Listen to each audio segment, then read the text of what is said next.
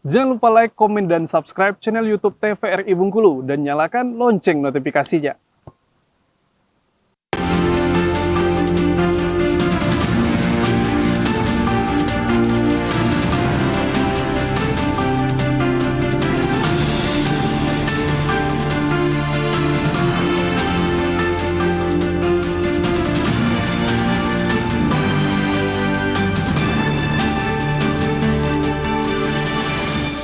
Kembali pemirsa di Berndo TVRI Bengkulu di sore hari ini, edisi Senin 24 Juli 2023 dengan tema kita mengenai sampah online. Nah, kita berbincang kembali bersama dengan Pak Kadis Sultranis Ridwan SIP MSI selaku Kadis LHK Kota Bengkulu. Nah, ini mungkin pertanyaan yang sering ditanyain oleh orang banyak tentunya. Nah, ini kenapa sampah ini selalu menjadi masalah yang tidak pernah terselesaikan, Pak?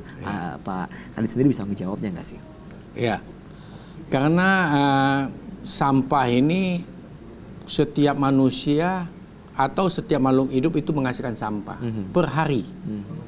Nah, kalau kita lihat indeksnya, setiap manusia itu menghasilkan sampah 0,68 kg per hari. Mulai dari dia bayi sampai dia tua. Dari bayi pun udah menghasilkan sampah. Oke, baik. Nah, ditambah dengan tumbuh-tumbuhan, berupa daun-daunnya, ranting-rantingnya, dan begitu juga hewan. Jadi setiap makhluk hidup. Nah, jadi masalah sampah ini kalau sepanjang kita hidup ini akan selesai. Dan ini menjadi masalah perkotaan. Sampah itu menyangkut masalah mentalitas masyarakatnya. Ketika kota itu bersih, itu berarti mentalitas masyarakatnya sudah bagus, sadar terhadap kebersihan lingkungannya. Nah, ini yang kita sayangkan. Kita ini mayoritas beragama Islam, padahal hadis kita sudah disebutkan bahwa kebersihan itu setengah bagian dari iman. Nah, kenapa di wilayah kita yang mayoritas Muslim masih kotor? Nah, padahal identik Muslim itu dengan kebersihan. Semuanya kita diajarkan masalah kebersihan. Nah, kita tahu saja jauh-jauh lah. Kita ke negara tetangga kita aja, Singapura. Ya, kita lihat tak ada sentuh sampah. Merokok aja orang takut situ. Kalau sembarang merokok gitu, takut debunya itu sudah kena denda. Belum lagi asapnya. Jadi dia harus merokok aja harus di tempat-tempat tertentu. Begitu juga meludah. Nah, kita ini seenaknya masyarakat kita. Nah, ini yang menjadi permasalahan bagi kita. Ya, ketika masyarakatnya tidak sadar, semuanya ini menjadi urusan pemerintah katanya. Ini ada pemerintah yang punya tanggung jawab. Ini dinas lingkungan hidup ada. Apa gunanya dia dinas lingkungan hidup didirikan? Apa gunanya dia sudah digaji? Nah, itu tuntutan masyarakat sekarang ini. Nah, kita juga kewalahan juga kalau misal seperti itu. Padahal kita sudah pemerintah ini bekerja ini kan berdasarkan regulasi. Nah, setiap kegiatan yang dilakukan oleh pemerintah itu mengandung unsur anggaran. Ketika kita tidak berdasarkan regulasi, ini anggaran ini gimana? Ini kita harus bertanggungjawabkan. Nanti ada pemeriksaan BPK. Lah, kamu kan bukan kewenangan kamu itu. Bukan tugas kamu itu, kenapa kamu lakukan? Nah, kita ini, kota kita mau bersih. Nah, ketika masyarakat penuh dengan sampah, misalnya kawasan-kawasan tertentu yang bukan menjadi kewenangan dengan dela, ya masyarakat juga nggak tahu. Mau tahunya masyarakat itu diangkut oleh pemerintah. Ini ada dela, digaji oleh masyarakat katanya, rakyat udah digaji oleh pemerintah, dah kamu angkut. Nah, ini yang kita harus ada peranan lah. Jadi kita masyarakat ini harus sadar bahwa sampah ini adalah urusan kita bersama. Maka itu kami sangat senang semakin banyak inovasi masyarakat termasuk penggiat masalah sampah, masalah pengelolaan lingkungan, itu kami sangat terbantu. Ada pengurangan. Seperti misalnya sampah online, itu ada pengurangan sampah yang kami angkut. Sampah-sampah yang bernilai itu dipilahkan, tidak semuanya harus dibuang. Sehingga kami mengangkut sampah itu berkurang. Nah, begitu juga misalnya ada bank sampah. Nah, ada juga UMB meluncing kemarin itu, saya juga hadir ikut meluncingnya adalah sedekah sampah. Sedekah sampah. Iya, jadi gerakan sedekah sampah. Nah, jadi ada gerakan sedekah sampah, sedangkan ini melengkapi lagi ada sampah online. Nah, orang yang malas bergerak, dia cukup dari rumah saja sudah datang pemulung. Nah, tidak perlu dia tiap nunggu di depan rumah, nunggu pemulung lewat, ya kan bukan waktu kan, berapalah nilainya. Nah, jadi cukup dia gini nanti pemulung datang. Nah, di situ ada juga bank sampah. Nah, ini semua saling melengkapi. Sebenarnya semua program ini bagus. Kita saling melengkapi. Nah, ini juga membantu pemerintah daerah. Oke, baik ya. Kita kembali ke Bang Ridwan kembali nih. Bang Arif ya, selaku penggiat sampah online atau Salin Bengkulu ini sendiri ya. Dan tadi kan kita berbicara mengenai ongkir dan lain sebagainya nih. Untuk antusiasme masyarakat sendiri untuk sampai saat ini, sampai dari launching sampai sekarang itu seperti apa untuk keberadaan Salin ini sendiri? Ya, beberapa kali kita sosialisasi ke masyarakat, antusiasmenya tinggi. Ya, karena ini sesuatu yang baru ya. Kayaknya masyarakat kalau nggak ngikut sesuatu yang baru, dianggap kurang up to date gitu ya. Jadi tapi kalau bapak-bapak ya memang nggak kurang ya. Yang paling seneng ini ya, ibu-ibu terutama, terus kaum milenial gitu ya. Nah, alhamdulillah kemarin kita sosialisasi dari 30 yang hadir, hampir 20-nya download. Ya, walaupun ada juga nggak ada kuota dan lain-lain. Cuma memang ada juga batasan umur. Rata-rata yang di umur 50 ke bawah. Kalau udah ke atas pusing dia. Udah suruh anak saya aja. Gitu. Itu sosialisasinya di mana kemarin? Kalau kami sosialisasinya ada di PKK kemarin kan. Terus kemarin ada juga terobosan kita kerjasama dengan PKH Kota. Jadi penerima keluarga harapan ini, daripada mereka tidak ada kegiatan, kita ajak bagaimana mereka juga memulai memilah sampah, gitu kan? Atau mereka juga bisa meminta sampah dari rumah tetangga-tetangganya, gitu kan? Untuk jadi sahabat salin kami sebut mereka. Nanti kerjasamanya juga dengan pemulung karena mereka kan juga nggak tahu di mana pengepulnya kan. Jadi kita buat lebih rapi. Nah, alhamdulillah kemarin di PKH yang di Sukamerindu kemarin antusias juga. Oke, baik. Nah, sampai saat ini sudah ada yang melakukan transaksi? Sudah. Udah banyak? Udah banyak. Oke, baik. Nah, untuk mungkin bisa dijelaskan terlebih detail dan juga rinci lagi mungkin. Nah, misalnya ada beberapa, apakah cuman misalnya kita di rumah punya 2 botol bekas minuman, itu udah bisa dijual atau dikumpulkan terlebih dulu atau seperti apa? Ya biasanya ada minimal ya. Oh, ada minimal. Ya, minimal 1 kilo baru kita angkut gitu biasanya. Oh, 1 kilo baru bisa diangkut. Kalau kurang dari 1 kilo belum bisa diangkut? Belum, makanya masyarakat biasanya kita tanya apakah mereka membutuhkan wadah untuk pemilahan. Kalau mereka butuh, kami dari Salin akan menyiapkan plastiknya. Jadi lebih rapi rumahnya. Bahkan kami siapkan juga, misalnya di TVRI butuh, kami siapkan juga keranjangnya. Langsung dengan plastiknya. Oh gitu. Jadi beberapa karyawan di sini sudah bisa melakukan pemilahan sendiri nanti. Kalau mana yang botol ya botol, mana kertas ya kertas gitu. Oh gitu, oke, baik. Nah, mungkin ini juga bisa jadi ide juga untuk para instansi ya Pak ya. Di rumah sakit juga bisa kerjasama mungkin kan dengan pembagian sampah-sampah ini sendiri dan bisa langsung di online sendiri ya kan. Baik. Nah, untuk sampah nih mungkin. Sampah juga Pak Kadis, mungkin sampah ini apa sih yang menyebabkan sampah itu bisa menjadi menumpuk sendiri menurut Pak Kadis? Jadi apakah kesadaran masyarakat sendiri yang menumpuknya di mana nih? Mungkin menumpuk di tempat-tempat TPA atau TPS atau di depan rumah masyarakat atau seperti apa? Jadi kalau penanganan yang dilakukan oleh kami yang berdasarkan kewenangan itu sebenarnya tidak menumpuk ya, karena kami secara kontinu mengangkutnya setiap hari. Nah, tetapi ada penumpang gelap. Oh, penumpang gelap. Jadi katakan penumpang gelap itu seperti apa? Penumpang gelap ini kawasan komersil yang dilalui oleh mobil sampah kami itu sebenarnya sesungguhnya mengangkut yang berlangganan ya, menjadi objek retribusi kami, pertukuan-pertukuan. Mulai dari misalnya katakanlah mulai dari kampung Suprapto menyisir dia kan. Nah, di belakang pertukuan itu kan ada rumah. Oh iya. Nah, perumahan-perumahan yang di belakang pertukuan ini iya kan, ini banyak yang menjadi penumpang gelap. Oh iya. Nah, mobil sampah akan lewat katanya. Dia jam-jam tertentu itu pagi-pagi banyak diletakkan di trotoar. Nah, di situ yang kesannya menumpuk. Nah, kami sudah himbau lurahnya ya, tempat-tempat spot yang menumpuk misalnya di Padang Jati ya. Sudah tuh ada di situ. Sudah itu misalnya di apa tuh di Pintu Batu. Ya. Nah, dekat Kebun Ros itu penumpang belakang itu. Nah, ada tempat situ menumpuk situ. Dari belakang masuk.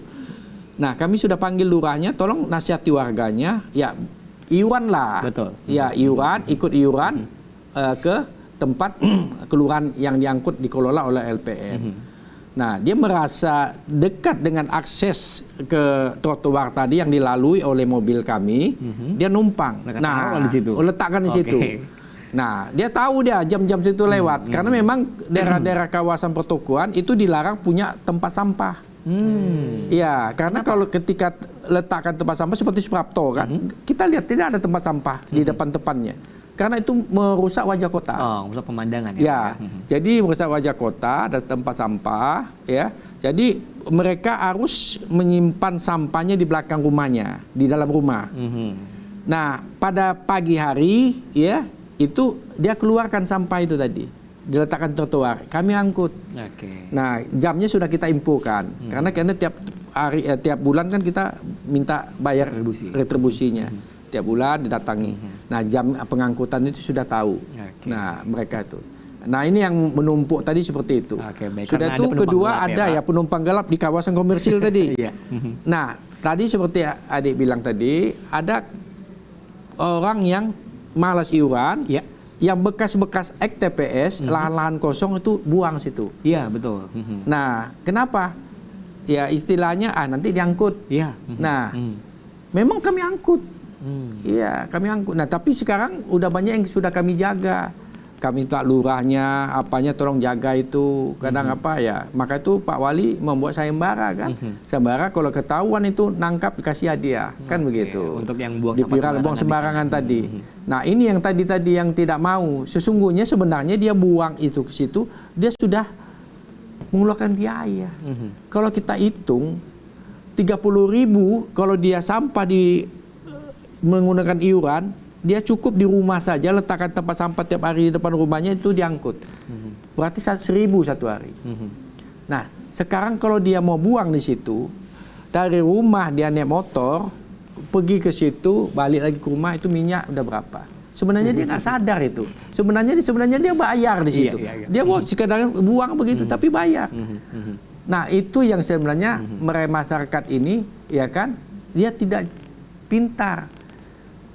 Dia pikirannya, iya kan, dia merasa tidak langsung gratis, pikirnya gratis, hitung-hitungannya tidak. Cuma ada kalau dia nggak perlu waktu, tidak perlu cari-cari wadah untuk tempat buang, wajah kota kita tidak cantik, ya kan. Nah, tidak bersih. Nah, itu yang kesadaran masyarakat itu kan. Itu yang tugas kami untuk melakukan edukasi kepada masyarakat, lurah-lurah, ya camat-camat, itu kita imbau supaya mereka tuh ya kita gerakkan lah. Maka itu sekarang ada inovasi-inovasi dari pihak kelurahan. Ketika masyarakat berurusan dengan pihak kelurahan, ketika dia tidak menunjukkan bukti dia berlangganan sampah ke pihak ketiga, itu tidak dilayani. Nah, kita imbau kepada lurah-lurah jangan dilayani masyarakat model gitu yang nggak punya tanggung jawab sosialnya. Nah, tak usah layan. Ketika dia berurusan dengan pemerintah kota, berurusan dengan kelurahan, ketika dia tidak ada iurannya sampahnya, berarti ini buang sampah liar tadi, penumpang gelap tadi. Nah, yang ini yang kita harus apakan. Ini baik, istilahnya penumpang gelap ya. Ya, luar biasa. Oke, baik, kita beralih ke Bang Arif Sudibyo nih. Nah, menanggapi hal yang disampaikan oleh Pak Ridwan ini sendiri nih, selaku masyarakat mungkin ya kan, ada pendapatnya nggak sih mengenai sampah yang mungkin menumpuk dan lain sebagainya, atau pendapatnya sendiri mengenai masyarakat yang masih membuang sampah sembarangan itu seperti apa? Bisa dijelaskan sedikit? Ya, jadi memang hampir mirip dengan Pak Ridwan cerita. Jadi mereka ini nggak mau bayar iuran. Jadi memang pusing juga. Tapi kalau dari salin ini sudah masuk dalam pengkajian kami ya. Jadi kalau tim sering ngomong, berarti masyarakat ini pinginnya kan gratis, gitu ya. Caranya adalah ada dengan mensubsidi. Jadi masyarakat kita minta nanti ke depannya mereka memilah sebenarnya. Setelah mereka pilahkan tentunya di dalam itu kan ada saldo kan. Nah, saldo inilah yang dikonversi untuk ngangkut sampah yang belum kami angkut. Kami kan baru ngangkut yang anorganik. Nah, yang organik kan belum. Nah, nanti kami kasih edukasi ke mereka. Jadi kan kami di sini juga ada poin, Mas. Jadi kalau selain ditukar dengan saldo uang, tapi juga bisa juga dengan produk-produk UMKM. Nah, salah satunya juga dengan fasilitas itu, subsidi. Gitu. Nah, kami juga bekerja, insya Allah dengan yang pakai mobil, kan biasanya ngangkut sampah yang gede-gede mobil nih. Kita lagi kerjasama dengan mereka. Selama ini permasalahan mereka juga ada, menagihnya ke masyarakat. Jadi kami salin juga menawarkan ke mereka, mau nggak salin, membuka jasa penagihan. Oh, penagihan ini sampah. Penagihan uang retribusi. Oh, penagihan retribusi. Sehingga mereka tinggal nunggu saja. Jadi salin nanti sambil datang ke masyarakat, edukasi, kita ajarkan mereka download, terus kita sampaikan bahwa dengan mereka download, insya Allah nanti dapat duit, ya karena mereka bisa memilah sampah. Nah, uangnya nanti untuk bayar retribusi. Dan retribusinya juga mereka nggak usah khawatir, langsung dipotong dari aplikasi, langsung kami kasih ke yang pengepul yang pakai mobil. Oke, baik. Biasa kalau ada reward duitnya itu cepat masyarakat. Cepat. Ya? Nah, alhamdulillahnya mereka langsung nyambung. Oh iya juga. Jadi mereka itu membayar retribusi sampah itu dengan sampah. Jadi membayar retribusi sampah dengan sampah. Oke, membayar retribusi sampah dengan sampah. Menarik ya. Oke, baik. Kita beralih lagi ke Pak Arief Sudipyo selaku Pak Ridwan nih selaku Pak Kadis LHK Kota Bengkulu ya. Nah, setelah sampah nih, kita bicara dulu mengenai perjalanan sampah ya Pak. Yeah. Nah, setelah sampah dibawa ke TPA nih, apa yang dilakukan di TPA tersebut? Apakah sampah tersebut akan didaur ulang, dipilih-pilih dan lain sebagainya? Boleh cerita sedikit nggak Pak? Ya, untuk Kota Bengkulu ya. Kami baru sifatnya pengangkutan. Ya. Pengangkutan. Ya, pengangkutan. Nah, dan kami belum melakukan pengolahan karena kita anggaran Pemda Kota ini sangat terbatas.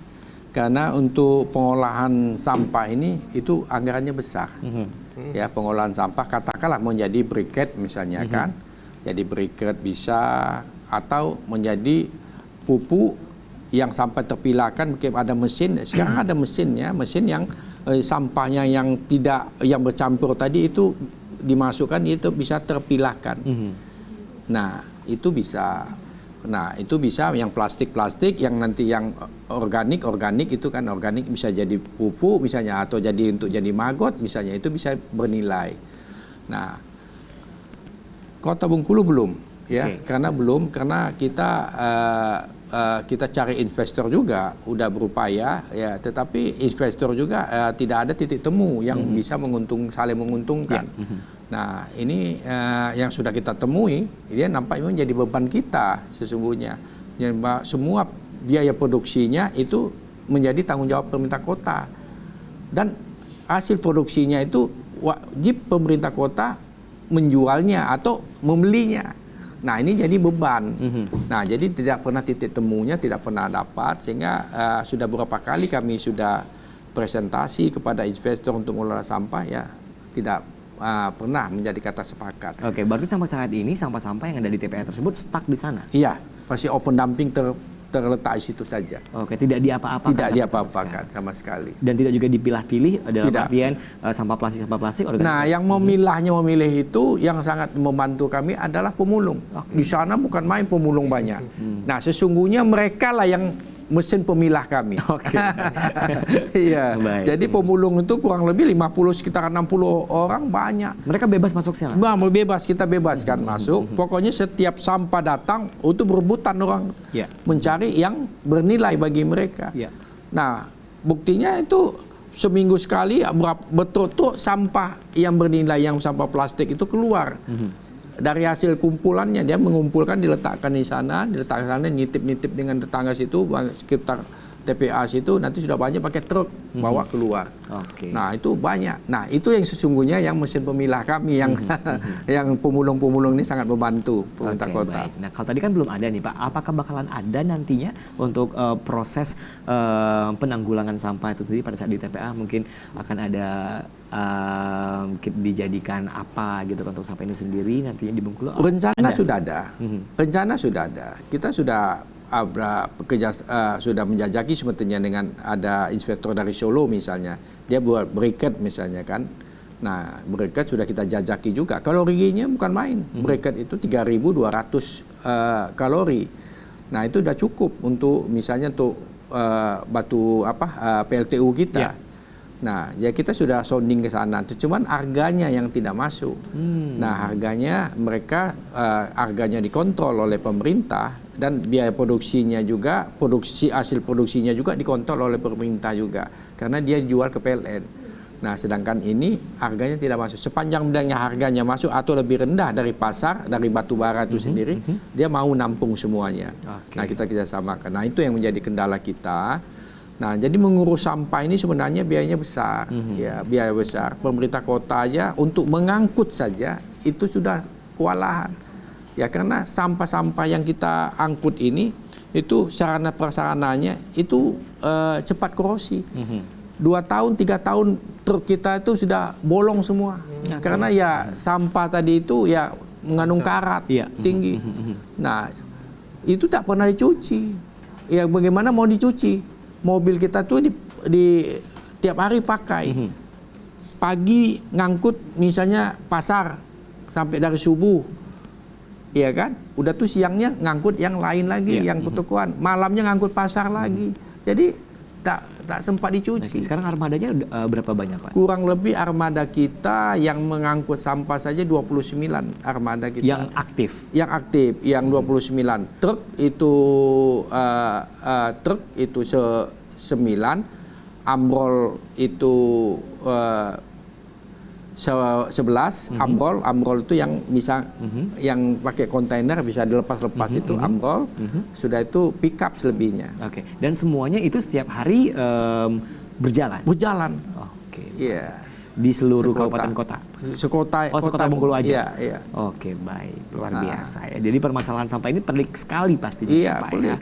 Dan tiap hari juga bakal ada pengangkutan-pengangkutan yang tentunya membuat untuk ini sendiri mungkin perawatan dari armada ini sendiri seperti apa, Pak? Ya, perawatan kita ada ya dengan anggaran yang sangat terbatas ya. Kalau kita lihat dari kata cukup, yaitu saya rasa sangat kurang ya. Seperti misalnya saja ya, kita cuma bisa anggaran kita 1 tahun itu hanya bisa membeli 1 ban baru, 1 ban dalam baru. Jadi ban luar baru, ban dalam baru. 1 tahun, sedangkan mobil truk itu 6 bannya. Dan kalau mobil truk itu berjalan setiap hari, paling lama itu adalah 8 bulan. 8 bulan. Iya, 8 bulan itu. Kalau dia. Nah, ini cuma 1.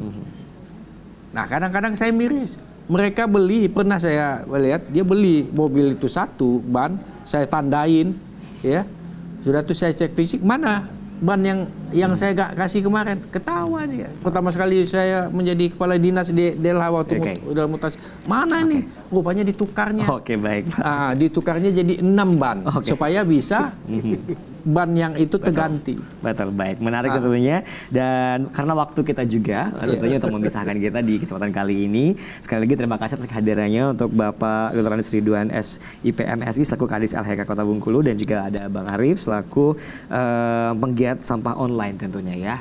Dan kita berharap masalah sampah ini akan terselesaikan dengan baik, dan juga pastinya masyarakat akan lebih aware lagi mengenai sampah, dan pastinya kalau ada ide-ide cemerlang tentunya harus kita dukung ya, seperti ide untuk sampah online ini sendiri untuk masyarakat yang mungkin ingin mendownload, kami silakan nantinya. Baik, dengan demikian berakhir untuk beruntung hari ini. Saya Kevin pamit. Terima kasih. Wassalamualaikum warahmatullahi wabarakatuh dan sampai jumpa.